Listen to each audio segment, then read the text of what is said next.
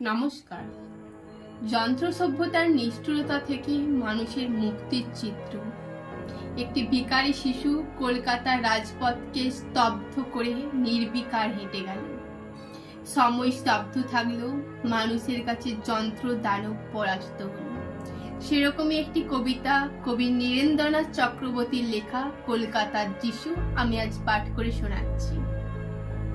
লালবাতির নিষেধ ছিল না, তবু ঝড়ের বেগে ধাবমান কলকাতা শহর অতর্কিতে থেমে গেল। ভয়ঙ্কর ভাবে টাল সামলে নিয়ে দাঁড়িয়ে রইল ট্যাক্সি ও প্রাইভেট, টেম্পো, পাকমার্কা ডবল ডেকার।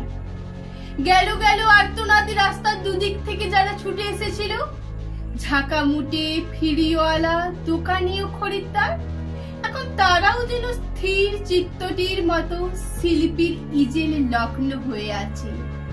স্তব্ধ হয়ে সবাই দেখছে রাস্তার এক পাড় থেকে অন্য পাড়ে হেঁটে চলে যায় সম্পূর্ণ উলঙ্গ একটি শিশু। খানিক আগে বৃষ্টি হয়ে গেছে চৌরঙ্গি পাড়ায়, এখন রোদ্দুর ফের অতি দীর্ঘ বল্লমের মতো মেঘের হৃৎপিণ্ড ফুঁড়ে নেমে আসছে। মায়াবী আলোয় ভাসছে কলকাতা শহর। স্টেট বাসের জানালায় মুখ রেখে একবার আকাশ দেখি, একবার তোমাকে।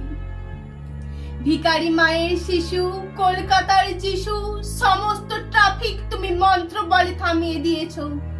জনতার আর্তনাদ, অসহিষ্ণু ড্রাইভারের দাঁতের ঘষ্টানি, কিছুতে ভ্রুক্ষেপ নেই। দুদিকে উদ্যত মৃত্যু, তুমি তার মাঝখান দিয়ে টলতে টলতে হেঁটে যাও যেন মূর্ত মানবতা সদ্য হাঁটতে শেখার আনন্দে।